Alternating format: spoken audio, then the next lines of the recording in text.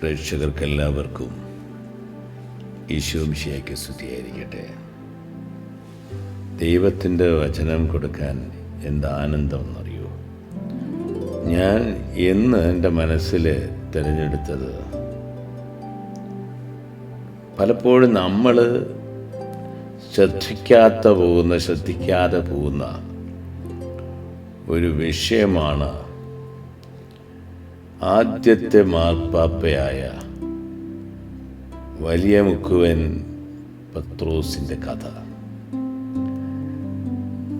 എന്നെ സംബന്ധിച്ചിടത്തോളം പത്രോസിൻ്റെ ക്യാരക്ടർ വളരെയേറെ ഇഷ്ടപ്പെട്ടു. അതിന് കാരണമെന്ത്? നമ്മുടെ ബലഹീനതകൾ ഒരു വശത്ത്, നമ്മുടെ എടുത്തുചാട്ടം മറുവശത്ത്, കർത്താവോടുള്ള സ്നേഹം അമിതമായി ഉയരുന്ന സമയം വേറൊരു വശത്ത്, യേശുവിന് വേണ്ടി എന്ത് ത്യാഗം ചെയ്യാൻ താല്പര്യപ്പെടുന്ന ഒരു മനസ്സ്. ഇങ്ങനെയൊക്കെ ഓർക്കുമ്പോൾ നമ്മളറിയാതെ പത്രോസിനെ സ്നേഹിച്ചു പോകും. പത്രോസ് വളരെ വ്യക്തമായി കർത്താവ് വളരെ വ്യക്തിപരമായി കർത്താവ് പത്രോസിനെ തിരഞ്ഞെടുത്തു. അപ്പോൾ പത്രോസ് അല്ല, യോനായുടെ പുത്രനായ ശിമിയോനായിരുന്നു. നമുക്ക് കാണുവാൻ സാധിക്കും ലൂക്കായുടെ സുവിശേഷം 5-ാം അധ്യായം 10-ാമത്തെ വാക്യത്തിൽ, ഗനേസർ തടാകത്തിൽ മീൻ പിടിക്കാൻ പോകുന്ന പത്രോസ്, മീൻ പിടിക്കാൻ പോകുന്ന ശിമിയോൻ. മീനൊന്നും കിട്ടിയില്ല, ഒന്നും കിട്ടിയില്ല. പകലന്തിയോളം പണിപ്പെട്ടിട്ട് ഒന്നും കിട്ടാത്തപ്പോൾ അതൊന്ന് ഞാൻ മനസ്സിലാക്കുന്നത്, ഒരു വലിയ സത്യം ഇവനിൽ ഗർഭം ധരിക്കുന്നു എന്നാണ് മനസ്സിലാക്കേണ്ടത്. ഒരു വലിയ മഹത്വം ഇവനിൽ രൂപപ്പെടുന്നു എന്ന് വേണം മനസ്സിലാക്കേണ്ടത്. തൻ്റെ തൊഴിലിന്റെ മധ്യേ തന്നെ കർത്താവ് ശിമിയോനെ തിരഞ്ഞെടുക്കുന്നു. വേറൊരു സ്ഥലത്തോ അല്ലെങ്കിൽ ചന്തയിൽ പോയപ്പോഴോ അല്ലെങ്കിൽ കുടുംബത്തിലോ അവിടെ പോയിട്ടല്ല ദൈവം ഈ ശിമിയോനെ തിരഞ്ഞെടുക്കുന്നത് തൻ്റെ ആദ്യത്തെ ശിഷ്യനായി. പണി ചെയ്തുകൊണ്ടിരുന്നു, ആ പണി ചെയ്തിട്ട് ഒന്നും കിട്ടിയില്ല, നിരാശനായി വലയെടുത്ത് വല നന്നാക്കിക്കൊണ്ടിരിക്കുകയായിരുന്നു. ആ സമയം ഈ വല നന്നാക്കലും ഒക്കെ ഈ പണിയുടെ കൂടെ ഉള്ള കാര്യം കൂടിയാണ്. അപ്പോൾ ശരിക്കും ആ മത്സ്യവുമായിട്ട് ബന്ധപ്പെട്ട പണി നടന്നുകൊണ്ടിരിക്കുമ്പോൾ തന്നെയാണ് ശിമിയോനെ വിളിക്കുന്നത്. കടലിൽ മീൻ പിടിക്കാൻ പോയ ശിമിയോനെ, ഒരു മീൻ പോലും കിട്ടാത്ത ശിമിയോന് കർത്താവ് പറഞ്ഞ സ്ഥലത്ത് വലയിറക്കാൻ പറഞ്ഞ ഉടനെ ഇഷ്ടംപോലെ മീൻ കിട്ടി. ഇഷ്ടംപോലെ മീൻ കിട്ടിയപ്പോഴാണ് ഇത് സാധാരണ മനുഷ്യനല്ല അത് അപ്പുറത്ത് നിൽക്കുന്നത് എന്ന് തോന്നാൻ തുടങ്ങി.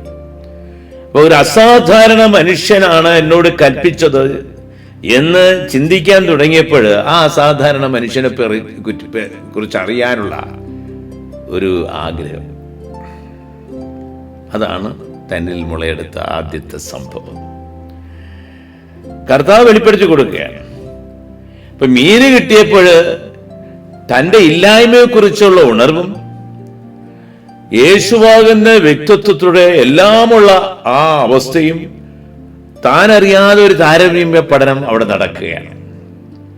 അപ്പൊ ആ താരതമ്യ പഠനത്തില് ഞാൻ ഒന്നുമില്ല, എൻ്റെ മുന്നിൽ നിൽക്കുന്നവൻ വലിയ മനുഷ്യനാണെന്നുള്ളൊരു തോന്നി. അവസാനം മുട്ടുമേൽ നിന്ന് പറയുകയാണ്, അങ്ങ് ഇവിടെ നിന്ന് പോകണം, കാരണം ഈ കര അത്ര നല്ലതൊന്നുമല്ല അങ്ങേക്ക്. കർത്താവ് അടുത്തു വരികയാണ്. വളരെ വ്യക്തമായി ലൂക്കായുടെ സുവിശേഷം 5-ാം അധ്യായം 10-ാമത്തെ വാക്യത്തില് എനിക്ക് തോന്നുന്നു ഒരു നാടകീയമായ സംഭവം അവിടെ നടക്കുകയാണ്. അവിടെ കർത്താവ് ശിമിയോന്റെ തോളത്തിൽ ഒന്ന് തട്ടിയിരിക്കണം, ഒന്ന് ആശ്വസിപ്പിച്ചിരിക്കണം. പറയുന്നു, ശിമിയോനെ, നീ ഇതുവരെയും മത്സ്യത്തെ പിടിക്കുന്നവനായിരുന്നു, പക്ഷെ ഇന്നു മുതൽ നീ മനുഷ്യരെ പിടിക്കുന്നവനായിരിക്കും. ഇതുപോലുള്ള ഒരു സന്ദേശം മറ്റൊരു ശിഷ്യന്മാർക്കും കർത്താവ് കൊടുത്തിട്ടില്ല. നീ മനുഷ്യനെ പിടിക്കുന്നവനായിരിക്കും എന്ന് ഊക്കോടും ഉറപ്പോടും കർത്താവ് ശിമയോനെ നോക്കി പറയുകയാണ്. അപ്പൊ ശിമയോനെ നോക്കി പറയുമ്പോ ഒരു കാര്യം നമുക്ക് സ്പഷ്ടമാണ്, ദൈവം ഒരു ദൗത്യം ഏൽപ്പിച്ചു കഴിഞ്ഞു എന്നുള്ളതാണ്. ദൈവം ഒരു ദൗത്യം ഏൽപ്പിച്ചു കഴിഞ്ഞു. ആ ദൗത്യത്തിന്റെ പ്രകടമായ ഒരു ഭാഗമാണ് ശരിക്കും പറഞ്ഞാൽ മനുഷ്യരെ പിടിക്കുന്നവനാക്കാമെന്ന് പറയും. വേറെ എന്ത് സാധനത്തിനെയും പിടിക്കാനും എളുപ്പമാണ്, ഏതും പിടിക്കാം. പക്ഷെ മനുഷ്യരെ പിടിക്കുക എന്ന് പറഞ്ഞാൽ എളുപ്പമുള്ള കാര്യമൊന്നും അല്ല. അത് ദൈവം ഇടപെടണം.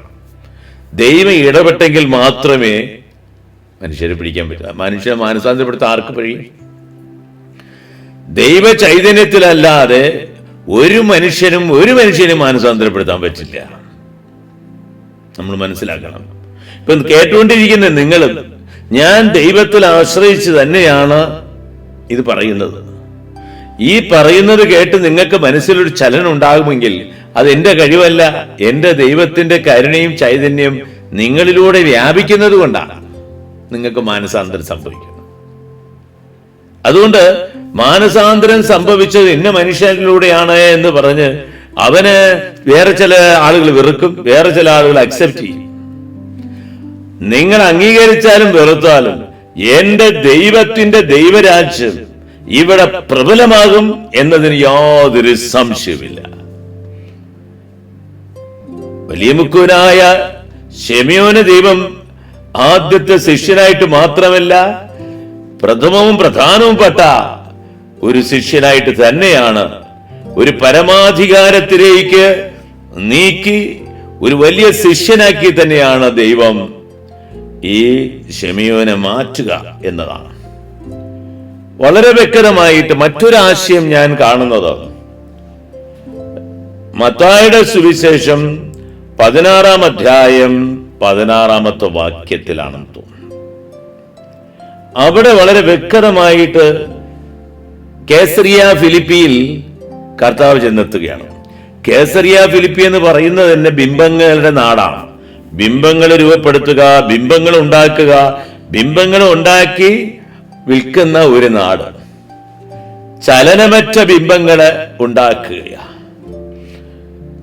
അങ്ങനെയുള്ള ബിംബങ്ങൾ ഉണ്ടാക്കി വിൽക്കുന്ന ഒരു നാട്ടില്, കേസറിയ ഫിലിപ്പിയില് കർത്താവ് ചെല്ലുകയാണ്. അപ്പൊ എല്ലാം കാര്യങ്ങളും വളരെ ഗൗരവമായിട്ട് കർത്താവ് പറയാം. അതിന്റെ പിന്നിൽ ഒരു ബാക്ക്ഗ്രൗണ്ട് ഉണ്ട്, പശ്ചാത്തലം ഉണ്ട്. ശിമയോനെ കർത്താവ് വിളിച്ചപ്പോ അതിനൊരു പശ്ചാത്തലം ഉണ്ടായിരുന്നു. അതുപോലെ ഇവിടെ ഒരു പശ്ചാത്തലം, കേസറിയ ഫിലിപ്പിയിൽ ഒരു പശ്ചാത്തലം. അതുകൊണ്ടാണ് കർത്താവ് ചോദിക്കുന്നത്, ഞാൻ ആരെന്നാണ് ജനങ്ങൾ പറയുന്നത്? അങ്ങ് സ്നാപയോഹന്നാനെന്നും പ്രവാചകന്മാരിൽ വലിയവനെന്നും ഒക്കെ പറയുന്നു, ഒക്കെ ജനം പറയുന്നുണ്ട്. കർത്താവ് ചോദിച്ചു, എന്നാൽ ഞാൻ ആരെന്നാണ് നിങ്ങൾ പറയുന്നത് ചോദിച്ചു. ശിമയോൻ ഉറക്കെ പറഞ്ഞു, അങ്ങ് സജീവ ദൈവത്തിന്റെ പുത്രനായ മിശിഹ. ഇത് പറയാൻ നിനക്ക് കേൾപ്പില്ലെന്ന് എനിക്ക് നല്ലോണം അറിയാം. ഇത് പറയാൻ നിനക്ക് കഴിവില്ലെന്നും അറിയാം, ജ്ഞാനമില്ലെന്നറിയാം. പക്ഷെ ഇത് പറയാൻ കാരണം നീയല്ല, നിന്റെ ഉള്ളിൽ എന്റെ പിതാവ് ഇരിപ്പുണ്ട്. ആ സത്യം എന്റെ പിതാവാണ് നിന്നിലൂടെ വെളിപ്പെടുത്തിയത്. അപ്പം എന്റെ പിതാവ് നിന്നിലൂടെ ഈ വലിയ സത്യത്തെ വെളിപ്പെടുത്തിയത് കൊണ്ട് ഞാൻ മാത്രമല്ല നിന്നെ തിരഞ്ഞെടുക്കുന്നത്, എന്റെ പിതാവായ ദൈവം ഇപ്പൊ നിന്നെ തിരഞ്ഞെടുത്തു കഴിഞ്ഞു.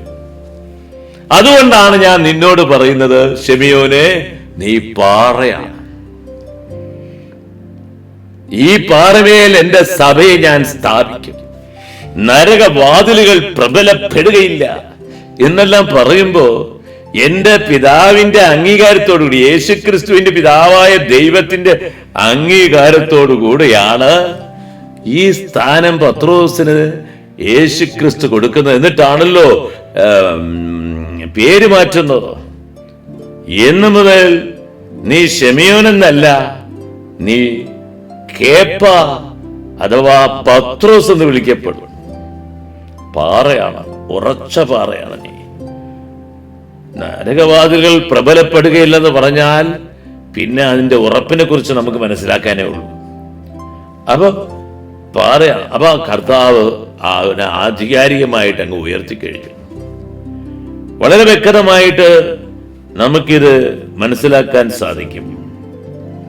ദൈവ അനുഭവത്തിന്റെ നിറവ് കൊടുത്താണ് ശിമിയോന് കർത്താവ് കൈക്ക് പിടിച്ചുയർത്തിയത്.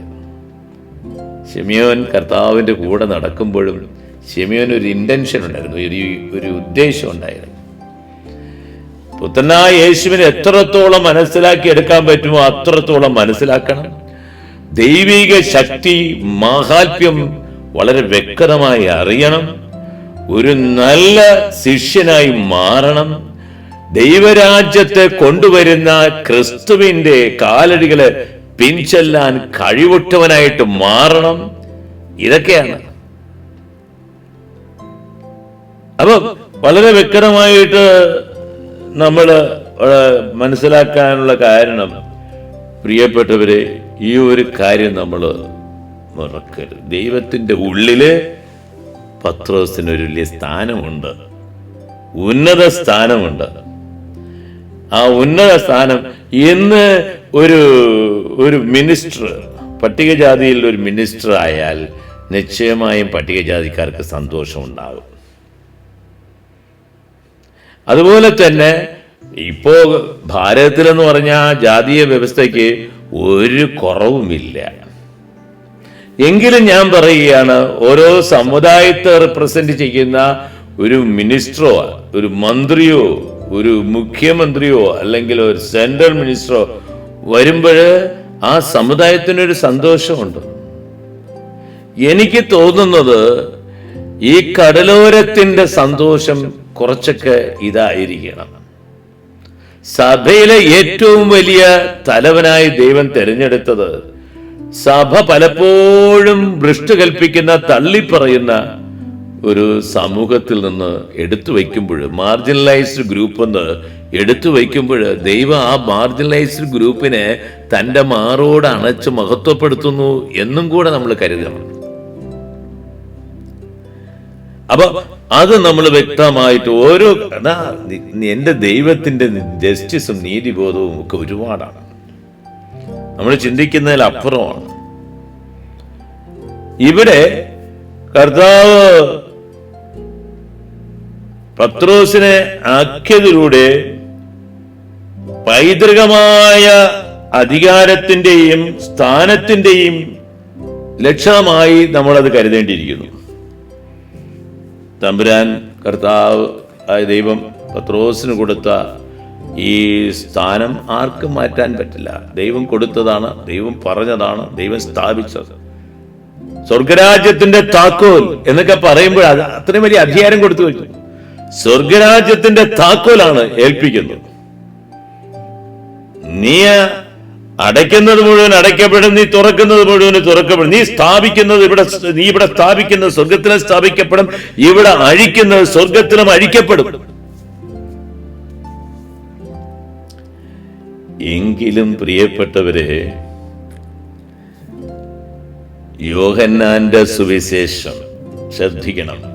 യോഹന്നാന്റെ സുവിശേഷം 21-ാം അധ്യായം 15-ാമത്തെ വാക്യം മുതൽ നമുക്ക് മനസ്സിലാക്കാൻ സാധിക്കുന്ന ഒരു കാര്യം, കർത്താവിന് ക്ഷീണം തട്ടുന്നു, കർത്താവിന് അല്പം വേദന ഉണ്ടാകുന്നു, കർത്താവിന് ചില പ്രയാസം ഉണ്ടെന്ന്. ആരെക്കുറിച്ച്?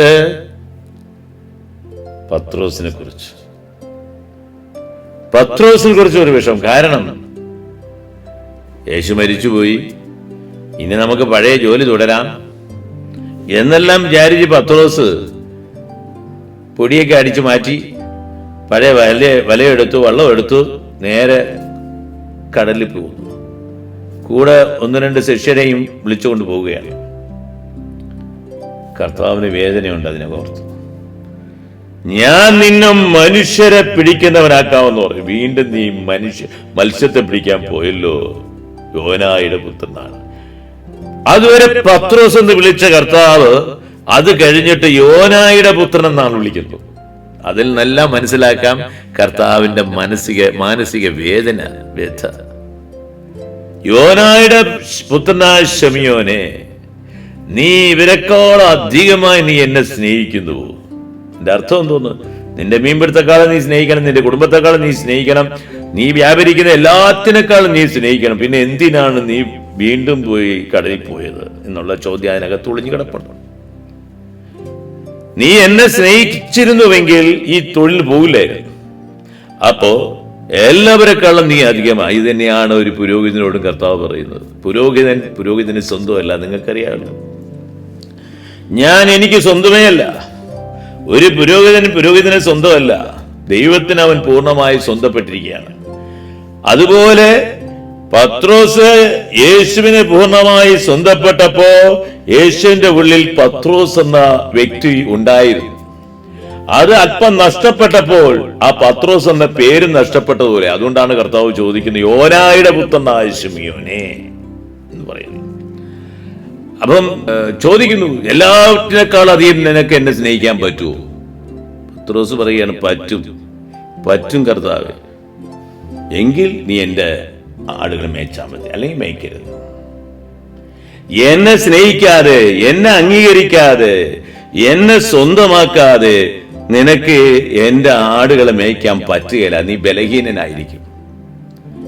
അങ്ങനെ എന്നെ സ്നേഹിക്കുകയും എന്നിൽ അർപ്പിതനാവുകയും എനിക്ക് വേണ്ടി നീ നിന്നെ തന്നെ ഉപേക്ഷിക്കുകയും ചെയ്തു കഴിഞ്ഞാൽ ഒരു ശിഷ്യന്റെ നല്ലൊരു സ്വഭാവമായി, ഗുണമായി, പിന്നെ നിനക്ക് എന്റെ ആടുകളെ മേയ്ക്കുന്നതിന് ഒരു പ്രയാസമില്ല. അങ്ങനെ കർത്താവ് 3 പ്രാവശ്യം ചോദിക്കുന്നുണ്ട്. 3 പ്രാവശ്യം ഇടുത്തി പോലെ ശിമയോന്റെ ആത്മാവിലോട്ട് കയറുകയും ശിമയോൻ പൊട്ടി കരയുകയും ഒരു പുതിയ മനുഷ്യനായി മാറുകയും ചെയ്തു. അവൻ കടലിൽ പോകുന്നത് പഴയ മനുഷ്യനായിട്ട്, എനിക്കിനി കർത്താവ് മരിച്ചുപോയി, എനിക്ക് വേറെ ഒരു നിവൃത്തിയില്ല, ഞാൻ കടലിൽ പോകാന്ന് പറഞ്ഞ് പഴയ മനുഷ്യനാകാൻ തുടങ്ങിയപ്പോൾ കർത്താവ് ആ കരയിൽ പ്രത്യക്ഷപ്പെടുകയാണ്, അവരെ വിളിക്കുകയാണ്, ചോദിക്കുകയാണ്. എല്ലാം ചോദിച്ചു കഴിഞ്ഞപ്പോൾ വീണ്ടും ഒരു ജനനമാണ് എനിക്ക് തോന്നുന്നത് പത്രോസിനുണ്ടാകുന്നത്. ശിമയോന്റെ ഒരു പുതിയ ജനനമായി ഇവിടെ മാറി. ഉശിരോടുകൂടി പിന്നെ കർത്താവിന് വേണ്ടി ശുശ്രൂഷ ചെയ്യാൻ ഓടി നടക്കുന്നു. പ്രിയപ്പെട്ടവരെ, ഒരു കാര്യം നമ്മൾ മനസ്സിലാക്കണം. നമ്മുടെ എല്ലാവരുടെയും ജീവിതത്തിൽ ഒരു സെക്കൻഡ് ഇൻവിറ്റേഷൻ ഉണ്ട്, രണ്ടാമത്തെ ഒരു വിളിയുണ്ട്. ആ വിളി ഉറച്ചതായിരിക്കും. ആരംഭത്തിൽ നമുക്ക് ചില ആട്ടങ്ങളൊക്കെ സംഭവിക്കും. എല്ലാ പുരോഹിതർക്കും ഉണ്ടാകുന്ന ചില സംഭവമാണ്. അത് സംഭവിക്കും. ആ സംഭവ വികാസത്തിനിടയിൽ കർത്താവ് രണ്ടാമതൊന്ന് വിളിക്കും. അവിടെ നിനക്ക് തെറ്റുപറ്റാൻ പാടില്ല. അവിടെ തെറ്റുപറ്റിയോ പിന്നെ ചിലപ്പോൾ തിരിച്ചു വന്നൊന്നും വരികയില്ല. അങ്ങനെ പത്രോസിനും ആ ഒരു കുറവ് പറ്റി. രണ്ടാമത്തെ ദൈവവിളി ഉണ്ടായി. ശക്തമായിട്ട് പിന്നെ കർത്താവിന് വേണ്ടി നിലകൊണ്ടു. അവസാനം വരെ നിലകൊണ്ട ഒരു പുത്രനായിട്ട് മാറി. മനസ്സിലാക്കണം, എല്ലാ കാര്യത്തിലും കർത്താവിനെ മുന്നിൽ കണ്ടുകൊണ്ട് ഓടുന്ന ഒരു മനുഷ്യനായി. കർത്താവിനെ സ്നേഹിച്ച, ആഴമായി സ്നേഹിച്ച 3 ശിഷ്യന്മാരിൽ പോലും പ്രഥമനായിരുന്നു ഈ പത്രോസ്. ഈ പത്രോസ് ആണല്ലോ താബോർ മലയിൽ വെച്ചുള്ള രൂപാന്തരത്തിൽ മറ്റു 2 പേരും ഒന്നും മിണ്ടുന്നില്ല. പത്രോസ് ഉടനെ ചാടിക്കേറി പറയുകയാണ്, ഇവിടെ തന്നെ നമുക്ക് 3 കൂടാരം ഉണ്ടാക്കാം. കൂടാരം പണിയാൻ മിടുക്കനാണ് പത്രോസ്. സഭയാകുന്ന കൂടാരത്തെയും പണിയാനും മിടുക്കനായിരുന്നു. ജീവിതമാകുന്ന കൂടാരത്തെയും പണിയുന്നതിനും മിടുക്കനായിരുന്നു. അപ്പൊ ഇവിടെ തന്നെ 3 അത് നന്മ നഷ്ടപ്പെടരുത്. എലിയ പ്രവാചകൻ പോകരുത്, മോസസ് പോകരുത്. കർത്താവ് നടക്കുന്ന ഈ മിന്നിത്തിളങ്ങുന്ന ഈ സൗന്ദര്യത്തിൽ തുടർന്ന് നിൽക്കണം. ഇവിടെ തന്നെ നമുക്ക് താമസിച്ചാൽ മതി, നമുക്ക് താഴെ പോകണ്ട എന്ന് പറഞ്ഞുകൊണ്ടുള്ള ഒരു സമാപന കൂടാരം ഉണ്ടാക്കുന്നത് പോലുള്ള തീഷ്ണത ശരിക്കും പത്രോസിനുണ്ടായില്ലേ? അപ്പോ സഭയെ കെട്ടിപ്പടുത്തുന്നതിന് മറ്റ് അപ്പോസ്തലന്മാരെക്കാളും വളരെയേറെ തീഷ്ണവാനായിരുന്നു പത്രോസ്. ഒന്ന് മറക്കരുത്.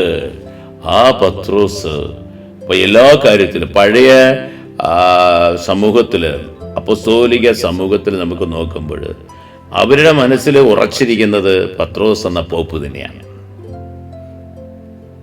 അപ്പം ആ പത്രോസ് എന്ന പോപ്പ് അല്ലെങ്കിൽ പത്രോസ് എന്ന നേതാവിന്റെ കൊടക്കീഴിൽ തന്നെയാണ് സഭ മുന്നോട്ട് പോയിക്കൊണ്ടിരുന്നത്.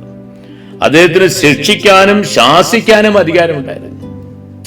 അദ്ദേഹം ഈ ഭക്ഷണം കാര്യങ്ങളിൽ വ്യാപൃതനായി കാണുന്നപ്പോൾ അവിടെ പ്രശ്നം ഉണ്ടായപ്പോൾ അദ്ദേഹം ഉണർന്നു നമ്മൾ ഇനി ഭക്ഷണ കാര്യങ്ങളിലൊക്കെ വ്യാപൃതനാകുമ്പോൾ വചനപ്രഘോഷണം നമ്മൾ വിട്ടുപോകും. അതുകൊണ്ട് വേണ്ട, നമുക്ക് അത് സ്റ്റെഫാനോസിനും അതുപോലെ വിശുദ്ധന്മാരായ നല്ല ആത്മാക്കൾക്ക് കൊടുത്തിട്ട് നമുക്ക് വചനപ്രഘോഷണത്തിൽ പോകാം, അതാണ് സഭ ആഗ്രഹിക്കുന്നത് എന്ന് ഉണർവുണ്ടായ ഒരു വ്യക്തിയാണ് പത്രോസ്.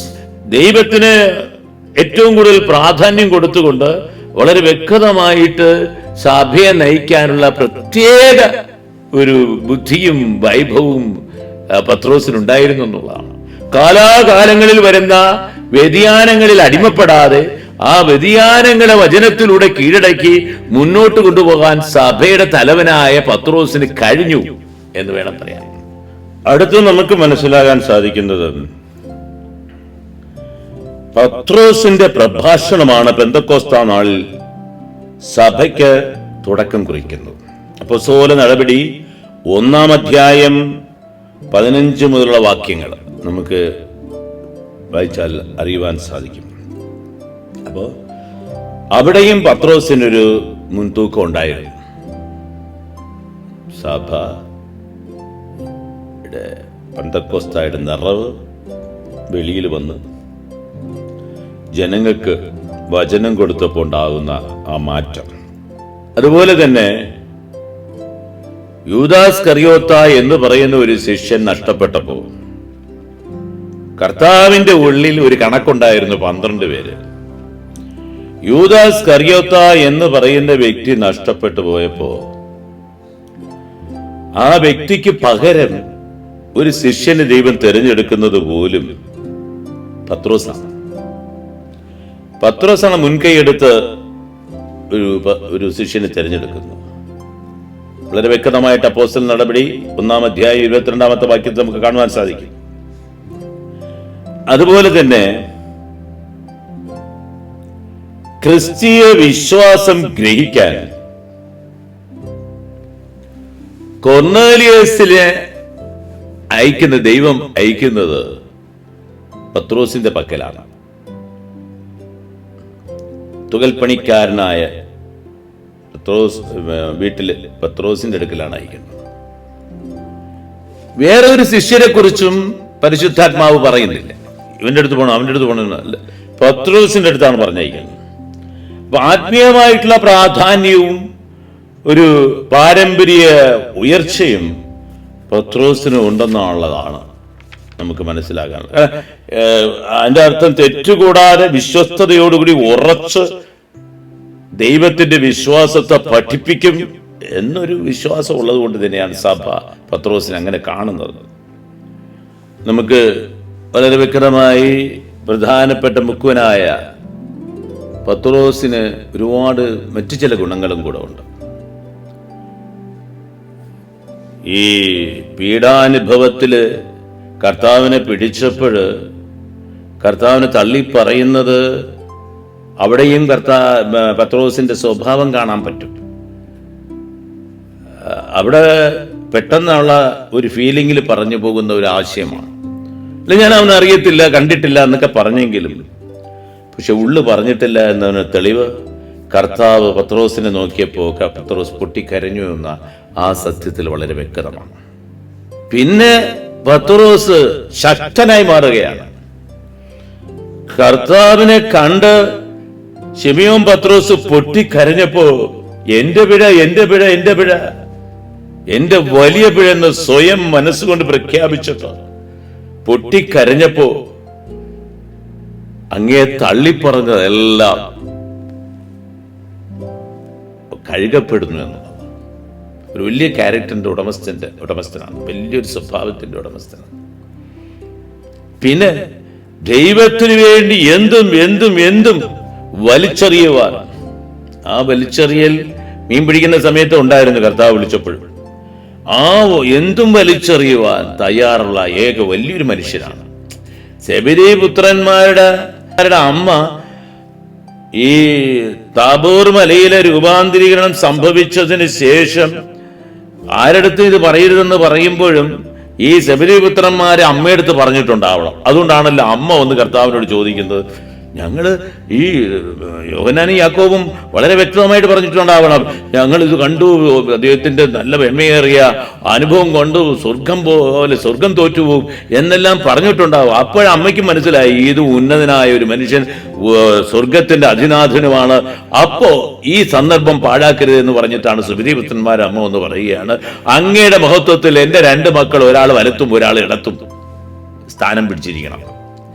മറ്റുള്ളവരാരും ചോദിച്ചില്ലല്ലോ, പത്രോസ് ചോദിച്ചില്ലല്ലോ. ചോദിക്കാനുള്ളവൻ പത്രോസാണ് ആദ്യം. പത്രോസ് ചോദിച്ചില്ല. പത്രോസിനറിയാം യേശുവിന്റെ ഹൃദയത്തിൽ എനിക്ക് സ്ഥാനമുണ്ടെന്ന്. പത്രോസ് ചോദിച്ചില്ല. രണ്ടുപേരും ചോദിച്ചു. ഞാൻ അതിന് തെറ്റെന്ന് പറയുന്നില്ല, പക്ഷെ ചോദിച്ചു. മറ്റുള്ളവർക്ക് അത് വിഷമം ഉണ്ടായി. ഇപ്പോ ജടികമായിട്ട് നോക്കുകയാണെങ്കിൽ വിഷമം ഉണ്ടാകും, ആത്മീയമായിട്ട് നോക്കുകയാണെങ്കിൽ അത് വിഷമം ഉണ്ടാകേണ്ട കാര്യമില്ല. കാരണം എന്റെ ദൈവം തീരുമാനിക്കുന്നവർക്കേ കൊടുക്കുകയുള്ളൂ എന്ന് കർത്താവ് അത് പറയുകയും ചെയ്തു. അപ്പൊ ഇവിടെ നമ്മൾ കാണുന്നത്, പ്രിയപ്പെട്ടവരെ, ഒരു സ്ഥാനമോഹിയല്ല, പക്ഷെ സ്ഥാനമോഹി അല്ലാത്തത് കൊണ്ട് തന്നെയാണ് ശിമയോൻ പത്രോസിന് ആ വലിയ സ്ഥാനം കൊടുത്തത്.